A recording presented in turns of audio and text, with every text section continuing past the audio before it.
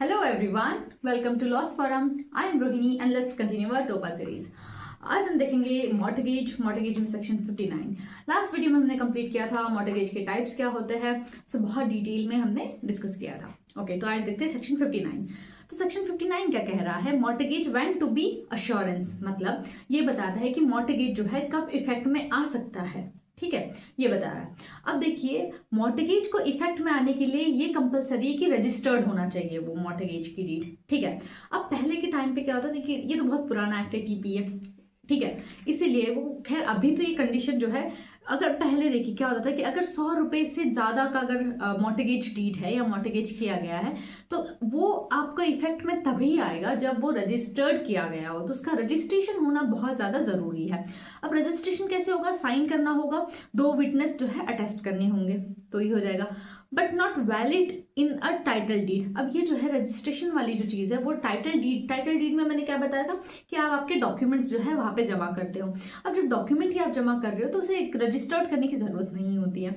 अगर 100 रुपीज से कम है तो आपके पास 2 ऑप्शन है, या तो आप रजिस्टर कर लो, और रजिस्टर नहीं करना चाहते तो क्या है, आपके पास डिलीवर होनी चाहिए वो प्रॉपर्टी। तो ये 2 चीजें, ये 100 रुपीज कम वाला तो अभी इतना प्रिविलेंट नहीं है कि ठीक है। इसके बाद हम देखते हैं सेक्शन 60, इंपॉर्टेंट। सारे जो हमारे केस मैथ में जो केसेस है ये लगभग सेक्शन 60 से ही डील करते हैं। अब सेक्शन 16 क्या कहता है? Section 6060 of TPA, right of a mortgagor to redeem. मतलब अब लेट्स से मैंने अपनी प्रॉपर्टी मॉर्टगेज रखी है, तो अब मेरे पास राइट है कि मैं जो है अपनी प्रॉपर्टी वापस भी ले सकती हूँ, राइट? जो एक पर्टिकुलर प्रिंसिपल अमाउंट है वो उन्हें रिटर्न करके मैं अपनी प्रॉपर्टी वापस ले सकती हूँ, रिडीम करना, ठीक है, वापस लेना। अब ये जो रिडीम का जो राइट है ये स्टैट्यूटरी राइट है। लेट्स से मैं जिसके पास गई हूँ, एक पर्सन है, ठीक है, मैंने अपनी प्रॉपर्टी मॉर्टगेज पे रखी उनके पास, लेकिन वो क्या कहना चाह रहे हैं कि कॉन्ट्रैक्ट साइन करते हैं कि आप आपकी प्रॉपर्टी वापस ही नहीं ले सकते हो।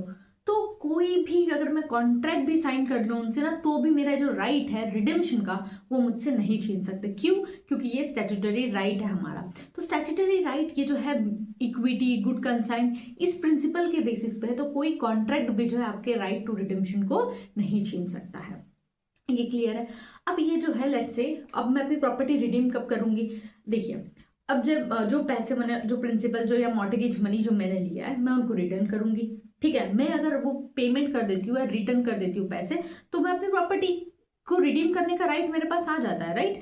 ओके, सो अब जो है रिडीम कैसे करेंगे? To deliver all the document related to the mortgage. तो जो जो भी डॉक्यूमेंट मैंने उनके पास जो रखे हैं, सबमिट करे, वो मुझे वापस मिल जाएंगे, ठीक है।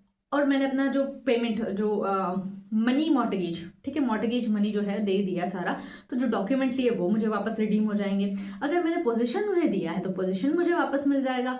और रीट्रांसफर, लेट्स से अगर मैंने ट्रांसफर कर दिया है प्रॉपर्टी उनको, तो वो रीट्रांसफर हो जाएंगे। ये किसके अकॉर्डिंग? इंग्लिश मॉर्टगेज के अकॉर्डिंग है, ये बात कर रही हूं मैं।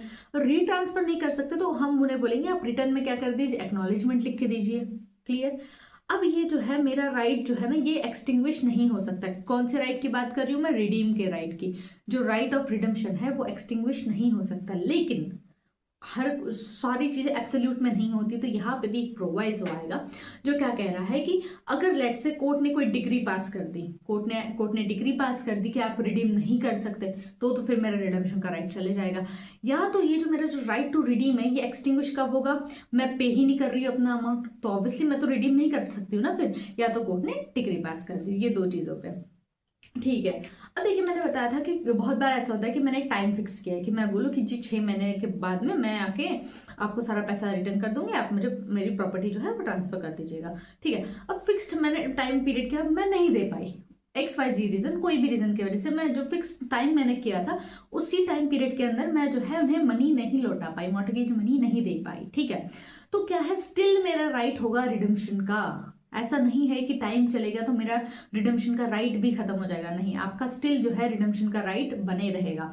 लेकिन उसके लिए बशर्ते आपने क्या करना है, एक रीजनेबल नोटिस देना चाहिए, ठीक है। तो रीजनेबल नोटिस देना चाहिए। अब एक कंडीशन मानते हैं कि ये प्रॉपर्टी 1 2 3, इसमें क्या है 1 2 3 4, ठीक है, 4 शेयर है। अब एक पर्टिकुलर सेकंड जिसका ये जो शेयर है वो कह रहा है कि ठीक है ये लीजिए पेमेंट, और अब मुझे जो है मेरा शेयर जो है मुझे दे दीजिए, तो ऐसा नहीं हो सकता है, ठीक है। देखिए, अब आता है सेक्शन 100, चार्जेस की बात करते हैं। अब चार्जेस का मतलब क्या होता है? ट्रांसफर ऑफ प्रॉपर्टी में।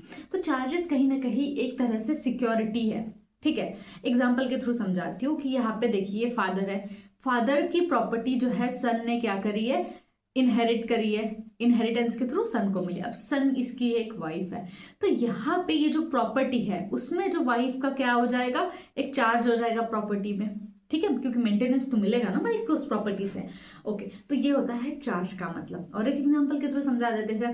लेट्स से देखिए ए ने प्रॉपर्टी ली सी से, प्रॉपर्टी परचेस करी, लेकिन यहाँ पे ए क्या कह रहा है कि भाई आपको ना रेंट जो है आई पे द जो भी प्रॉपर्टी से मैं रेंट ले रहा हूँ ना, जो प्रॉफिट होगा वो मैं आपको पे करूंगा।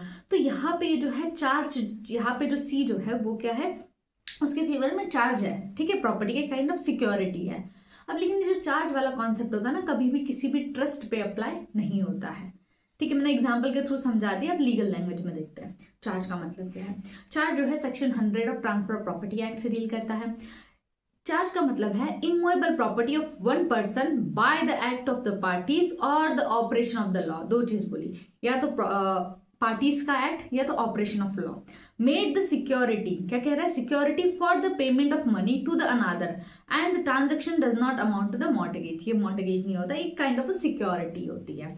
आई होप आपको ये जो बेसिक सेक्शन 100, सेक्शन 60, ठीक है, ये क्लियर होंगे। नेक्स्ट वीडियो से हम लोग इसके केसेस स्टार्ट करेंगे। Thank you.